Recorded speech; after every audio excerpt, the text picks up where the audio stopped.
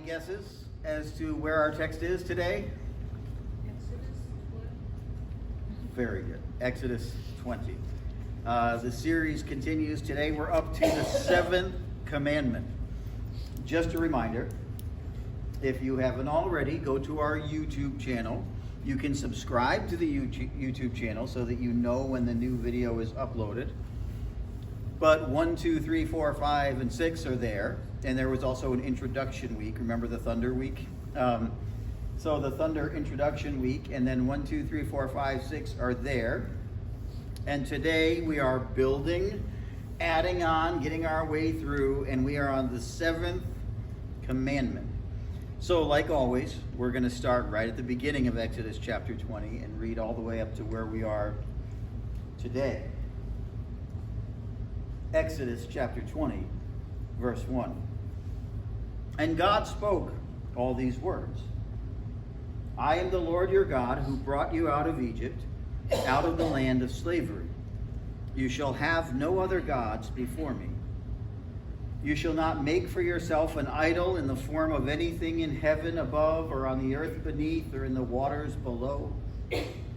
You shall not bow down to them or worship them, for I, the Lord your God, am a jealous God, punishing the children for the sin of their fathers to the 3rd and 4th generation of those who hate me, but showing love to 1,000 generations of those who love me and keep my commandments.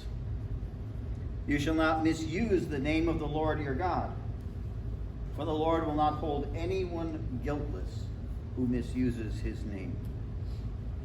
Remember the Sabbath day by keeping it holy. 6 days you shall labor and do all your work, but the 7th day is a Sabbath to the Lord your God. On it you shall not do any work, neither you nor your son or daughter, nor your manservant or maidservant, nor your animals, nor the alien within your gates. For in 6 days the Lord made the heavens and the earth, the sea, and all that is in them. But he rested on the 7th day. Therefore the Lord blessed the Sabbath day and made it holy. Honor your father and your mother, so that you may live long in the land the Lord your God is giving you. You shall not murder. You shall not commit adultery. And that's where we're stopping today. Now, as I said when we last time on the 6th commandment, these next few here are very short, very much to the point. There's not any big expounding on them. It's, hey, and don't do this, and don't do this, and don't do this. Don't kill people. Don't commit adultery. Don't steal. Don't lie about people.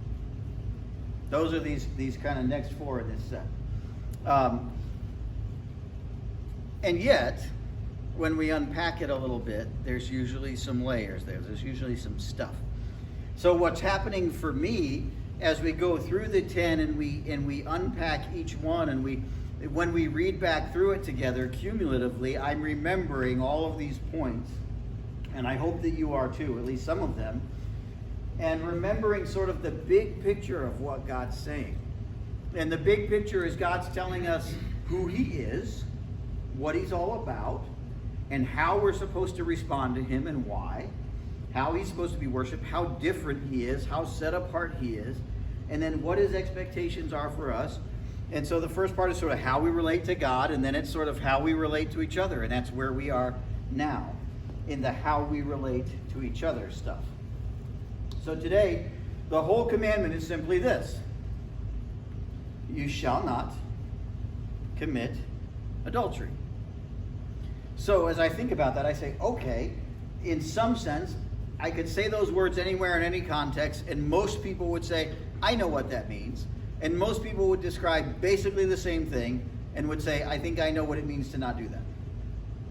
So in some sense, a plain reading of the text is appropriate here. It means what we think it means. Don't commit adultery. And most of us would have a pretty similar definition, and most of us would be right, and it means what we think it means. That doesn't mean that there's not more. And I also think it's important that we understand why. And I also think it's important that we understand maybe biblical definitions of the terms, or how it was understood or interpreted at various times through biblical history. So if I said to you, don't steal purses, a good question might be, what is stealing and what are purses? If you want to accurately understand that, right? So what qualifies as a purse and what qualifies as stealing? This belongs to someone in my family. Is this yours? Oh, thank you. It belongs to someone in my family. I'm just borrowing it, right? So, or maybe without her permission, did I just steal it? And is that a purse or is that a weekend travel bag? So definitions become important. So in this case, when they use the word adultery in this commandment, what does it mean? It may surprise you, because it surprised me, how complicated and multi-layered that might be. If you ask people throughout history in different times, and if you ask the people in Jesus' day, and if you asked God's people 1,000 years before Jesus or 1,000 years after Jesus, it's not quite as simple as you think. I opened up my Bible dictionary this week. I did Hebrew study, I did Greek study, I did commentary study, I did Bible dictionary study. There's pages, not a couple paragraphs. Most words get a couple paragraphs. There's pages in the Bible dictionary to define adultery. So I'm going to boil all that down and tell you this. Generally speaking, as a meaning, in the Old Testament, standard definition, how we read it in these commandments in Exodus, this word adultery means intercourse with or by a married or engaged woman with someone other than spouse. Now, just getting that definition out there reminds me that I also need to give you the warnings that I'm making an effort today to make a family-friendly sermon. This is a very hard commandment to talk about with people of all ages and all genders in the room and keep it all making sense. So I'll try not to speak in cryptic ways or in code, but I'm, trying to keep this family-friendly. So just be prepared, okay? If any of you are really shy, you might need to cover your ears at times or just... But basically, this is the married type relations with or by a married or engaged woman with someone other than husband. So with or by. So this is not a commandment that's written only for men or women. Okay, so either men or women can break this commandment. Either men or women can commit this sin. There are spots in the law as it gets unpacked in the next several books where there are sentences of death, depending on the circumstances, for this sin, for men or for women. There are some places where it's really interesting what things are exceptions and what things aren't. So, for example, if you listen carefully to that definition that I just gave, you'll notice there's a lot of things that aren't included in that definition. So some of those would be sexual sins that are covered under other categories or other types, and some of them, there's just not all kinds of things that we would regard as sexual sin that would fall into this category of adultery. So things like fornication or other relations outside of marriage were not considered adultery. Married man, unmarried woman, not in the category of adultery. Not in biblical definition. So I want you to understand that there's multiple layers here, and there are other sinful things that may not be included specifically in this definition. Does that make sense? Are you tracking with me, or did I just confuse the issue? Okay. So this particular commandment, adultery, obviously it's very important because we have punishable by death and we have other things. It's very significant. It's very important. But I'm trying to give you that definition and that Old Testament understanding of it because I want you to understand that it's probably more about preserving family or a family unit in society than it is a sexual ethic. Okay, so more than this commandment, more than it is about specific practices or behaviors or things, is about, it doesn't cover all those other things. This commandment is more about a certain kind of relationship in a marriage and family institution and how that spills over into society and what that means for society and for the larger body.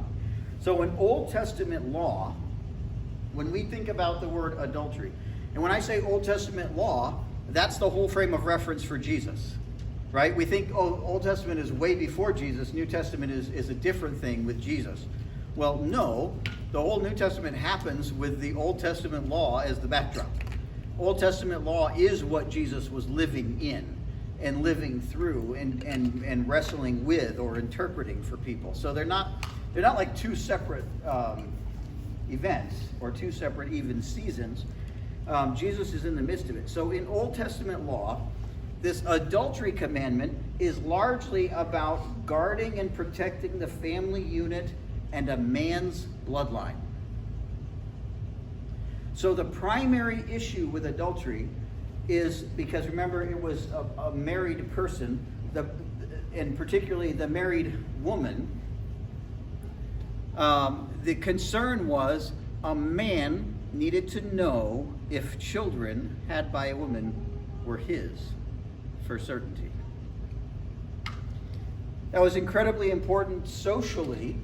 It was incredibly important in terms of inheritance, wealth, transfer of property, transfer of blessings, family integrity, genetics, small towns, small communities, who's related to who and how, and who's suitable for marrying and who's not based on their genetic lines. Who's close cousins or not, or far enough removed cousins to get married. There were reasons here why this adultery commandment was about more than a particular activity or behavior between two people, and more about a community sort of preservation of family lines. Are you with me still? Are you understanding? Because this, to me, we tend to read this and just think about us today in our situation, about a particular act, a particular thing, a particular situation. And what I'm trying to say is that Jesus and everyone in Jesus' time would have had a sort of a bigger or different interpretation or a different understanding of the reasoning of why this was so important. That doesn't mean that everything else we think about why we think this is important isn't still true. Okay? I'm not dismissing that. We're going to get to those other things. And I think Jesus does some clarifying on that. So broken relationships or strained relationships and all that, we're going to get there. I'm not saying it doesn't mean that too. I'm just saying this was sort of the foundational definition of adultery and what it meant and why it was important. Also, I think if someone else comes at us and says, well, this whole conversation about adultery is very interesting because in this time and in the days leading up to Jesus and even while Jesus is here, people had multiple wives. Men had multiple wives. Polygamy is essentially a common practice, and even depending on how you're reading the Bible, seems to be sort of sanctioned or allowed by God, or sort of allowed under certain parameters. Like, I'm going to allow this practice to exist, but with these restrictions.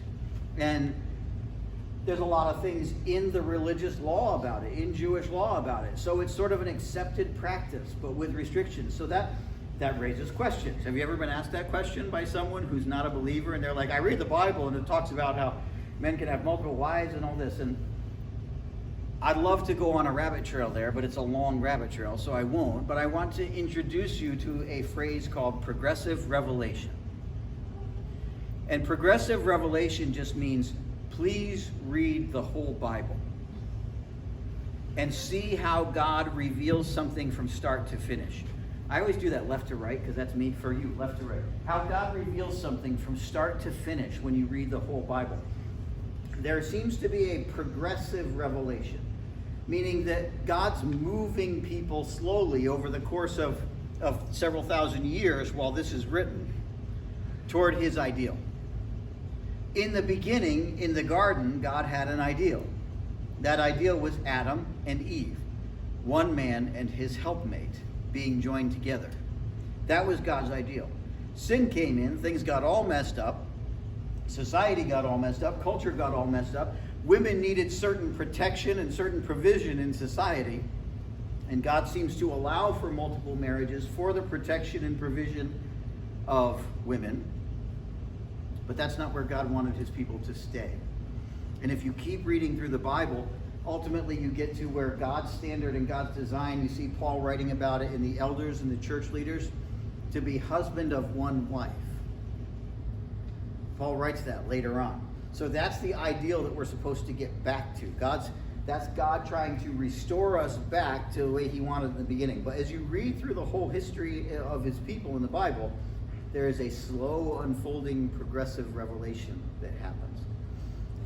So some people are going to read this and say, well, I have argument with this already. It doesn't make any sense because God says don't commit adultery, but then he seems to allow multiple wives in marriage. That's how we reconcile that and understand that. I didn't want to just skip over that and have the question come back later. I'd rather answer it ahead of time. So, again with these commandments, God knows our sinful nature. When we read the commandments, at least if we're honest when we read the commandments, I read the commandments and I think, wow, God knows me. Because everything that God says in the commandments, he says for a reason. Because God knows who we are. We have a sinful nature, and it's different from his holy nature. Is anyone willing to accept that or acknowledge that? Our sinful nature is different than his holy nature. And so he speaks to us in our sinful nature and says, here's how I think it's supposed to be. Here's how I want it to be, and I'm God, so I get to say that. Here's how I want it to be. And it is a higher standard than whatever our natural inclination is. And across the board, in everything we've read so far, it's a higher standard than our natural inclination. And so God is saying, I believe in this commandment, he has this design for husband and wife, for intimacy between man and woman, husband and wife. And I believe it's supposed to be a wonderful thing, a great joy. Think of Song of Songs, Song of Solomon, and God, like, it's not like there's anything hidden from God, okay? Again, I said if you're really shy, just hide, look away. But there's nothing hidden from God, like God invented this stuff. God designed men and women to have this joyful, wonderful connection with each other and intimacy with each other. He made it. He created it. We shouldn't be shy in front of God about that. But he intended it to be in a certain uninterrupted and uncompromised and perfect and ideal way. We unfortunately don't always see that. We get a slightly flawed version, or a version that has interruptions or problems or complications. And when it's broken, when we get a broken version of God's designed relationships or God's sexuality, everything can kind of spiral from there, and everything can fall apart quickly. The bond gets broken, the trust gets broken, the integrity of a relationship gets messed up, the closeness gets broken up. Families get broken up. Right? Have we seen this? If I tell you do not commit adultery, that's a commandment. Why? Because we see how families get broken up. Am I the only one that knows the term homewrecker? Okay? Things get busted up. And society can begin to crumble. There's a loss of stability for families, for kids. I also think as you go through kind of an Old Testament survey and you're talking about adultery, you have to talk about the prophet Hosea and his wife Gomer. When Jennifer and I first got married, I don't know why we bought a house on this street, but it was Gomer Avenue. Terrible name for a street. But Gomer was the adulterous wife of the prophet Hosea. And God uses this as an illustration that she's already an adulterous wife when he tells him to marry her. And he takes in her children that weren't his, knowing that she has committed adultery. And now he has exactly the problem in his family that the commandment was trying to fix. Then they have their own children, but then she leaves him and runs off and goes out and is having more relations with more men and living with them. And he tells him, go take her back. Go bring her back. And God uses it as an illustration. He says, he compares her, the adulterous woman, to his people that run off on him, that are unfaithful to God. That would be us, by the way. If, when we read parables, we're supposed to relate to someone in the story, and you're looking at some of the characters in the story, and you're like, I don't think I like Gomer. I don't think I like his wife. This is not a good picture of her. Well, that's us in the story. The people that are not faithful, that don't stay true to God, and that go and wander off. We are the adulterous wife in that story. But God uses it to say, but I'm going to send someone who's going to come and redeem you and bring you back in. He sent Hosea and said, go buy her back. Go redeem her back. Because God has grace and mercy, and he's still after us, even though in that story, we are the adulterous wife. And so God uses it as an illustration because it's one that we can understand. We read this commandment, do not commit adultery. We read about Gomer, and we understand why what she was doing was not good and how difficult it would be to overcome that. And we can see the sinfulness in it, but we also see God's grace and God reaching out to us. So that's kind of my Old Testament survey, moving through adultery, what it means, why it's important, what it looks like. And then we get to, does Jesus speak on the issue? Of course he does. Anyone remember the passage where he speaks most famously on the issue? Big famous Sermon on the Mount, the Beatitudes. Sermon on the Mount, Matthew 5. Matthew 5. Turn there if you've got a Bible. We'll read it, just a few verses together. I'd love for you to turn to it in your Bible because you can see the context. He goes through the Beatitudes, the blessed are the, and being salt and light in the world. And then he goes through and he talks about murder. And I referred to this in the last message on murder, where Jesus said, you know what? You've heard it said that you shouldn't kill somebody, but even if the hatred for them is brewing in your heart, then you're on the path toward killing somebody or committing murder, or the sin problem already exists in your heart, even if you're not committing the act. Jesus is concerned that that's the darkness that's in our hearts and minds, right? And he wants to deal with that. Not just the fact that we aren't actually killing everyone that bothers us, but the hatred and the anger that's in our hearts and minds. And it's in that context that he speaks to adultery. And he says basically the same thing about adultery. So Matthew 5, 27 through 30, Jesus says, you have heard that it was said, do not commit adultery. But I tell you that anyone who looks at a woman lustfully has already committed adultery with her in his heart. If your right eye causes you to sin, gouge it out and throw it away. It is better for you to lose one part of your body than for your whole body to be thrown into hell. And if your right hand causes you to sin, cut it off and throw it away. It is better for you to lose one part of your body than for your whole body to go into hell. So Jesus does speak to this issue. In fact, he speaks to it in such a way, just like he did with murder, where he says, okay, maybe you're righteous enough to not be committing the act that one would regard as sinful, but if your mind and your heart is in this wrong place, I'm just as concerned with that, because that's what leads to the behavior, or because the problem is still in what you're thinking and feeling and believing and knowing and what's happening in your heart and mind. At the same time, and this is the part where, man, sometimes you wish you could just skip stuff or not really preach about a passage, but you can't. I believe that the Ten Commandments are important. I believe these concepts are important. I read this stuff, I study this stuff, I get to these parts of the scripture, and I'm like, this is what needs to be said and what needs to be talked about. And then I think, I wish I was an accountant this week, not a preacher. Because some of these are just difficult things. And listen, I don't want you to hate me. I don't want you to get mad at me for what I'm saying to you, but I think that there's some important nuance that we have to draw to this. Because this is a passage that I think people wrestle with. This is a passage that is sort of difficult. And I say that because, well, one, are we supposed to go hacking limbs off? I mean, if you believe that that's a literal interpretation of this, then some of you should be here without some limbs or without some eyes, and most of us should be here without some limbs or without, right? So I don't think it is. Then if it's not an entirely literal passage, then we need to really figure out what exactly is being said.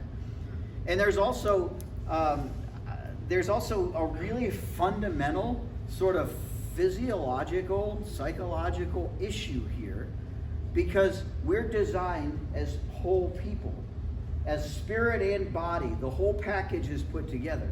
And by the way, the fact that any of us are here because two people decided to make a child. And the fact that any of these children are here is because two people decided to make more children. There is something in this that is very natural, very innate, very God-designed.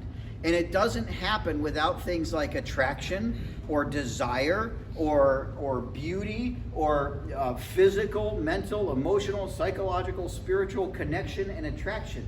Those things are a natural part of this. If they weren't there, it doesn't work. Is that fair? I know this is one of those awkward conversations, but this is not just men, this is not just women. Jesus says if someone looks at someone lustfully, that there is sin in the heart. Well, then we have to say, what does lustfully mean? Because if nobody here ever looked at someone lustfully, then nobody would be here. There'd be no kids. But lustfully, what does that mean? So there's layers to that word, okay? And ultimately, we're going to revisit this in the last commandment when we get into the coveting part, because this word that Jesus uses here, when someone looks at someone lustfully, is more like the coveting word. When Jesus uses this word here, I would define it like this, that Jesus is saying when someone looks at someone with a desire or even conspiring in their mind to have what is not yours to have. Did you hear that definition? Desiring or even conspiring in your mind to have what is not yours to have. And this is not just men, this is women, but this is more than noticing beauty. I think this is really key, and you may agree with me and you may disagree with me, and my wife may have some thoughts for me at the end of this sermon. This is challenging, but this is more than noticing beauty. It's more than even appreciating or liking some quality of a person of the opposite sex. Because if that wasn't something that was built into us and that we could see and we could know, then no one would ever have relations with anyone else. There is a reason why, and I could look at if I was doing a college ministry and talking to just the young adults in the room, talking to the young people interested in dating, we would all recognize that there has to be something where there's something that's going to appeal to you about someone else. Physically, personality, emotionally, spiritually. There are things that are going to make someone attractive to you. And I'm going to really step out on a limb here. I wish I was an accountant this week. I'm really stepping out on a limb this week, and I'm going to say this, that all those things, there's not some sort of switch that turns off at a wedding ceremony.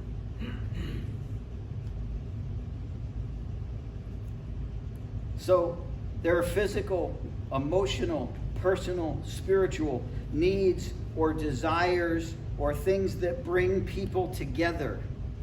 And these things are wired into us.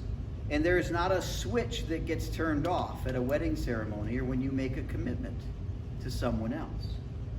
Our very nature is not changed. Our anatomy isn't changed. Our physiology isn't changed. Our psychology isn't changed. Our desire to connect with other humans in all the various ways does not just go away. If it did, this commandment wouldn't be here. God knows us. It is the reason this commandment is here. Because God is saying, Jesus is teaching us, the commandment is teaching, Jesus is teaching, that there is a different standard. There's something that we have to do in our hearts and minds. Jesus is setting a standard for purity of the heart and mind. He's saying this covetous lust, This idea, this desiring or conspiring, you don't let your heart and mind go there. This will lead to the sinful action. If anger and hatred toward a person could lead toward committing murder, even if you don't commit murder, Jesus is concerned about the darkness in the heart. If the lusting after someone, desiring what you shouldn't be desiring, could lead to adultery, Jesus is concerned about the sin, but he's also concerned about the condition in the heart and mind of what's broken there. Don't let your heart go there. Don't get into this coveting, lusting. Don't feed that. Don't entertain that. Guard your hearts and minds. This idea where Jesus, he speaks in hyperbole here. This chop your hand off if it causes you to sin, gouge your eye out if it causes you to sin. Jesus is making a dramatic point. He's teaching like a rabbi. He's speaking in hyperbole.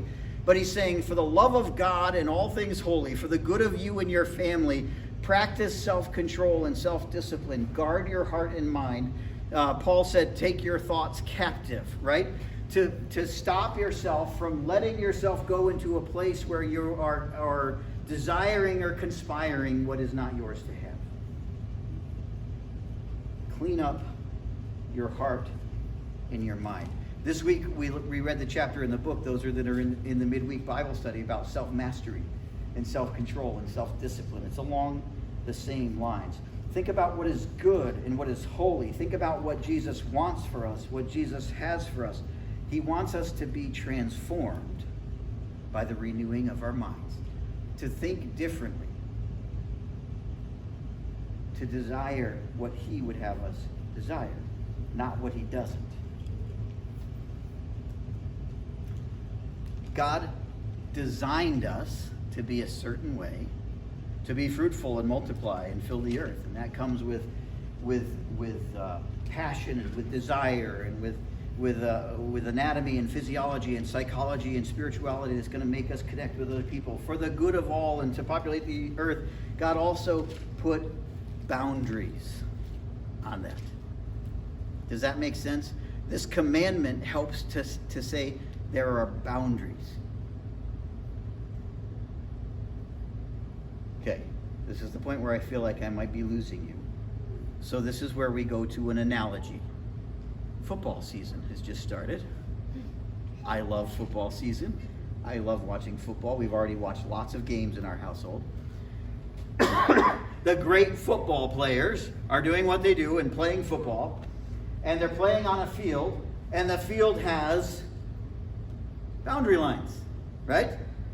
There's slow motion replays, 30 different angles to see if any part of that foot stepped outside the boundary line, right?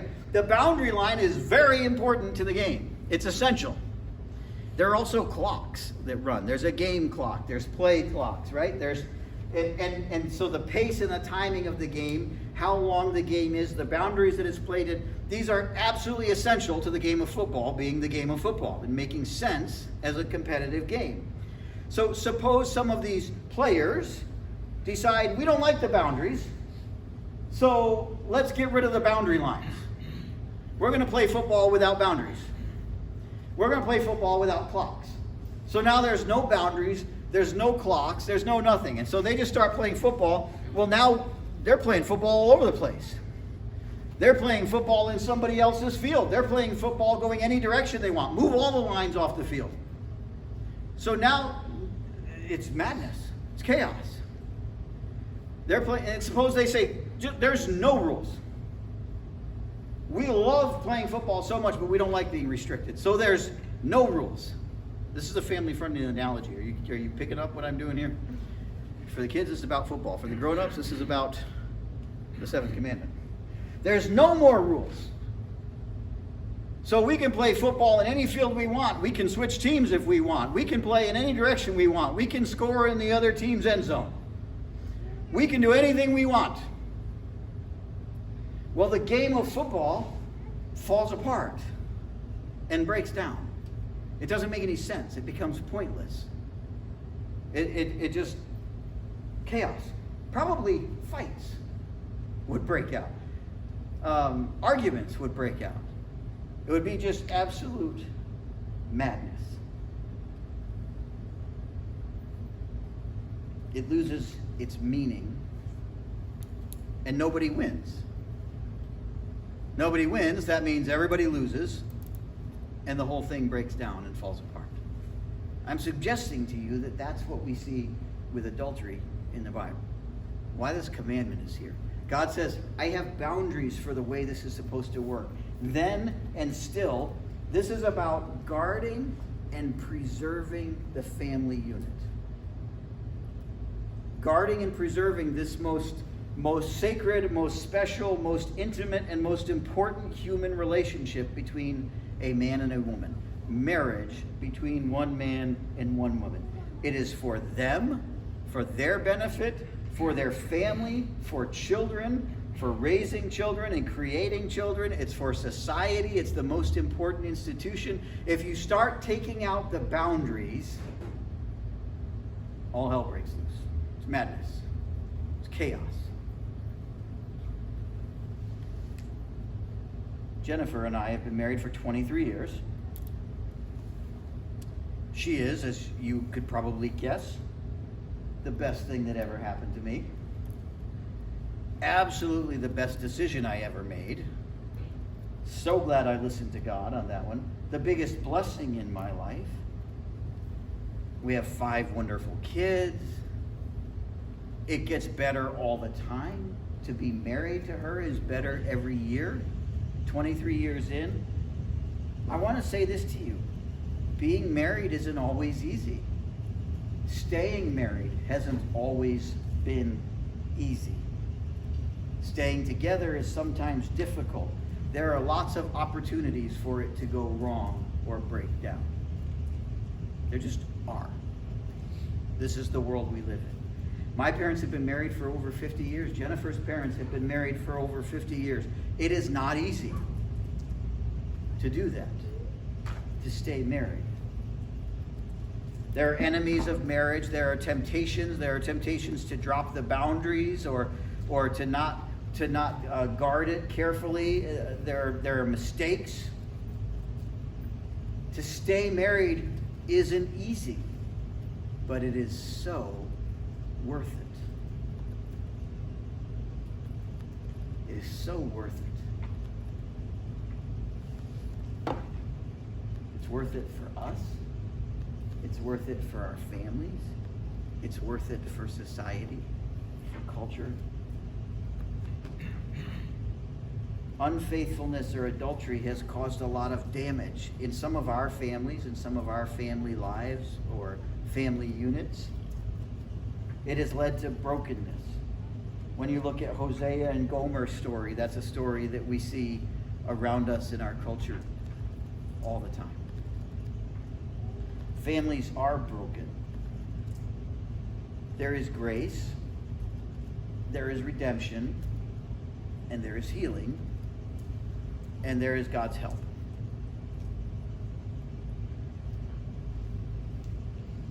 We aren't always good at keeping all the commandments.